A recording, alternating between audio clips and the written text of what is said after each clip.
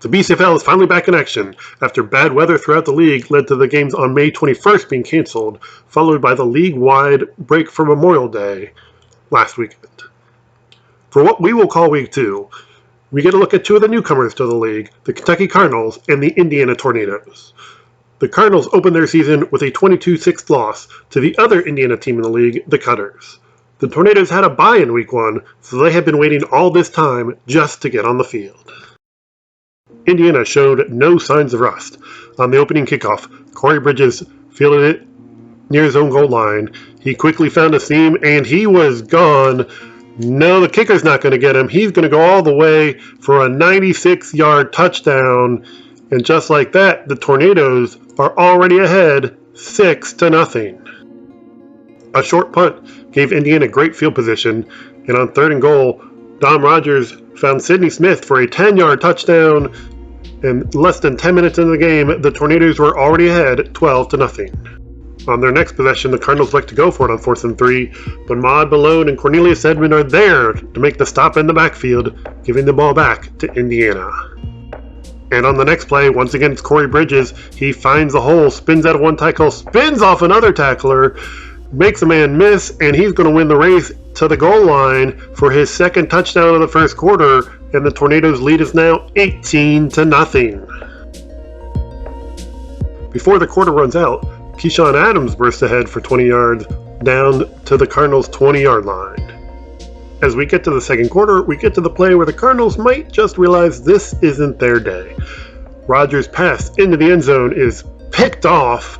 He is not touched by NFL rules. He's not down, so instead of throwing the ball to the official, it ends up in the hands of Josiah Henderson. That's good for a Tornadoes touchdown. Their lead is now 25-0.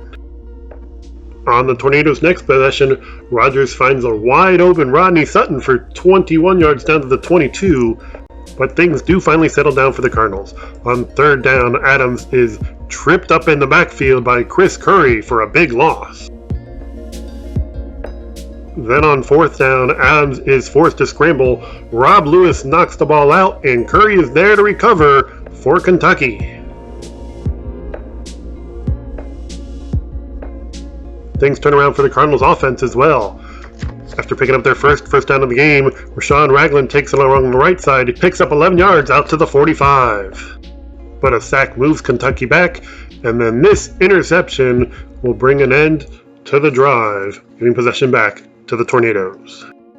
Gabriel Abraham follows that with a 19-yard burst along the left side down to the Kentucky 20-yard line. But a little later, when Rogers decides to go for it all in the end zone, Dylan Lewis is there for his second interception of the game, and he brings it out to the 17-yard line with under a minute remaining in the half. The Cardinals stay aggressive, but Tyron Futch makes some pay, picking off a pass and returning it 21 yards for a touchdown. And the Tornadoes are definitely enjoying themselves going into the half, leading 31-0.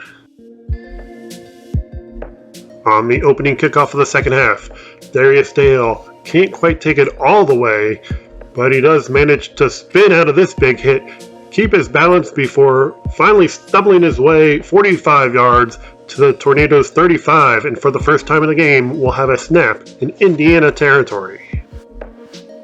Quarterback Nick Elder follows that by finding Bobby Ellen for a 17-yard pass inside the Tornadoes' red zone.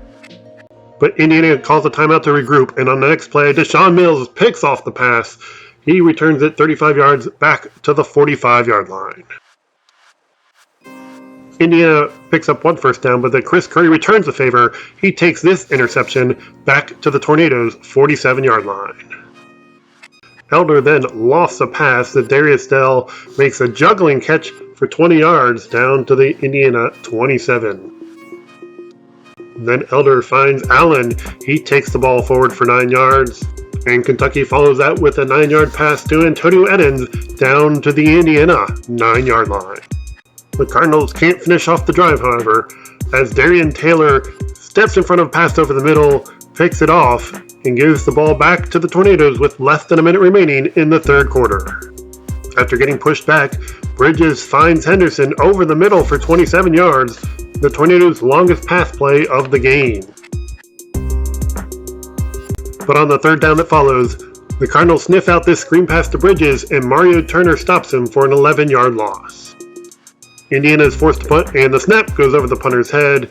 He kicks it, but the wrong way, back through the end zone, and the Cardinals are on the board with a safety. It is now 31-2 Tornadoes. The Cardinals embark on one last drive. Elder connects with Dale for 19 yards into Indiana territory. And on the fourth down, he finds Mikey Richardson over the middle for 24 yards down to the Tornadoes' 30-yard line. But on 4th and 16, a pass to Demetrius Booth is stopped well short of the sticks, and the Tornadoes are able to celebrate a 31-2 win in their BCFL opener. The Tornadoes did all their scoring in the first half, including touchdowns on each of their first 3 drives. Corey Bridges had 2 of those first quarter touchdowns. He finished with 132 all-purpose yards. He had 5 carries for 47 yards rushing, a 96-yard kick return. He did have 1 reception for minus 11 yards. Dom Rogers was 7 of 13 passing for 63 yards and a touchdown. For the Cardinals, Darius Dale had 143 all-purpose yards. He had 3 catches for 47 yards, 2 kick returns for 84 yards, and a 12-yard punt return. Dylan Lewis had 2 tackles and 2 interceptions in the game. Also, Chris Curry had a fumble recovery and an interception. The Tornadoes defense, however, accumulated 6 turnovers and had 3 sacks in the game. Meanwhile, the league's other entrant from Indiana, the Cutters, were busy putting on a classic matchup against the Gladiators. The Gladiators were led by quarterback Ben Kershaw, who threw 3 touchdown passes in the first half, enabling Columbus to jump out to an 18-7 lead at halftime. The Cutters wasted little time cutting into the lead. Travis Griffey fired a pass. Isaiah Moore hauled it in, and he was off for an 88-yard touchdown that pulled the Cutters to within 18-14. Kershaw answered with his 4th touchdown of the game in the third quarter. And in the fourth quarter, when Griffey looked to get rid of the ball to avoid a safety, instead it ended up with Andre Bryant for a Gladiators touchdown, and their lead was now 18 points, 32-14.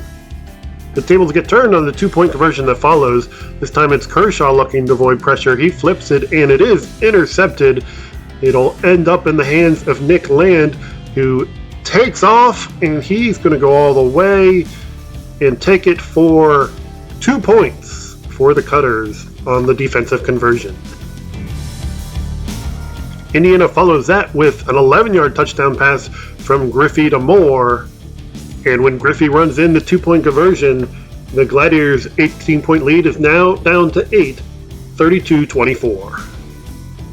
On the kickoff that follows, James Benvenuti fields the ball, and he weaves his way through the Indiana defense. He picks up 59 yards in this return down to the Indiana 31. And 2 plays later, Kershaw fires his 5th touchdown pass of the game. This one, 29 yards to Amata Love, restoring the Gladiators' lead to 14 points, 38-24. On Indiana's next snap, Noah Ponce with the big kick-out block. He's about the only one who has a chance of catching Terrell Williams, who bursts ahead for 55 yards and a Cutters touchdown. The extra point is no good, however, and the Gladiators' lead remains 8, 38-30. Columbus is unable to connect on a 4th and 1 pass, and the Cutters have 6 minutes and 26 seconds left to try and tie the score. On 3rd and 2 from the Indiana 48, Marquise Holt finds room on the right side. He bursts forward for 16 yards into Columbus territory. Then on 3rd and 4 from the Columbus 19, it's a play fake to Ponce. He hauls it in and works his way down inside the 5-yard line. And finally on 3rd and goal from the 3, Williamson pushes his way into the end zone, and with 1 minute 24 seconds left, the Cutters are 2 points away from tying the score. On the 2-point attempt, Justin Walker applies the pressure. Clive Wofford knocks the pass away in the end zone, and the try is no good. Columbus still leads 38-36. Indiana tries an onside kick, but it is Kershaw there to recover, and the Gladiators are able to take a knee and kneel out a thrilling 38-36 win against the Indiana Cutters. Up north in Tuscarawas County, the Warriors got the chance to host the defending champion Sin City Buccaneers, who finally got a chance to get their season underway after seeing their first game called at halftime due to weather, and then the Week 2 game being canceled due to weather. Sin City showed it was eager to get going. On their first play from scrimmage, Antonio Davis found Dante Jackson open over the middle. He went 51 yards for a Sin City touchdown. On Sin City's next possession, Davis is going to scramble. He is going to eventually hook up with Marcus Commodore near the goal line. He makes two guys miss and is into the end zone for a 35-yard touchdown and a 14-0 Buccaneers lead after one quarter. In the second quarter, the Buccaneers turn to running back Greg Johnson, and after runs of 21 and 15 yards, he works his way to the left side, 14 yards on this run in the end zone for another Buccaneers touchdown to put him up 21-0. T County does get something going late in the half. Bailey Higginbottom floats a pass, and Devin Coletti hauls it in just in front of the 2-minute warning. And then just after the 2-minute warning, Higginbottom connects with Nico Simpson for a 30-yard touchdown to make it 21-6 at halftime. The Buccaneers add a touchdown in the third quarter and make quick work of the Warriors, holding on for a 27-6 victory. Finally, in Portsmouth, the Port City Spartans hosted the Cincinnati Dukes for a mental health awareness fundraiser. Along with food trucks, there were representatives from the Shawnee Family Health Center and Compass Community Health on hand, while David Packard performed at halftime. Proceeds from the game resulted in a donation from the Spartans going to the Scioto County Suicide Prevention Coalition. On the field, Kamani Murray hooked up with Lamar Taborn for a first quarter touchdown for the Dukes, and then Murray fired another touchdown in the second quarter to put the Dukes up 14-0 at halftime. In the third quarter, Murray connected with Darion Brown for a long pass into Portsmouth territory, and then the two hooked up again for a touchdown pass, staking the Dukes to a 20-0 lead after three quarters. Port City managed to score in the fourth quarter, but Murray also added his fourth touchdown of the game in that quarter as the Dukes went on to win 30-8. Reviewing the Week 2 scores once again, it was a good week to be on the road as only the Tornadoes managed to win on their home field, beating the Cardinals 31-2. The Gladiators picked up their second road win, holding off the Cutters by 2 points. The Buccaneers won in T County 27-6. The Dukes bounced back from a Week 1 loss with a win in Port City 30-8. The Mustangs gained a forfeit win against the Huskies, and the Blaze were off this week. What that means for the standings is this. The Gladiators are the only 2-0 team in the league, although the Tornadoes and Buccaneers are still undefeated at 1-0. In that Eastern Conference Red Division, the Warriors and Mustangs both stand a game back at 1-1. In the Blue Division, the Dukes and Spartans are both 1-1, with the Dukes holding the tiebreaker by virtue of this week's win. In the Western Conference, the Tornadoes lead the Cutters by a half game, and the Cardinals sit at 0-2, having lost to both the other Indiana teams. The Buccaneers are 1-0, while the Blaze still are looking to get their first full game in. Looking ahead to this week's games, the Warriors travel to the Gladiators for a key divisional matchup. The Tornadoes and Buccaneers will face off in a battle of undefeated teams. The Blaze should finally get to take the field as they host the Spartans, and the Dukes travel to face the Mustangs. The Cardinals will pick up a win over the Huskies. They do have a game scheduled outside the league, and the Cutters are off this week. And finally, in this week's owners poll, the Gladiators and the Buccaneers remain 1-2, but the Dukes move back up to number 3. The Cutters, despite the loss, move from 6 to 4, while the Spartans drop 2 spots from 3 to 5. The Tornadoes also move up 2 spots, up to number 6. The Blaze remain at 7. The Warriors drop 3 spots, from 5 to 8. The Cardinals stay at 9, and the Mustangs move up to 10.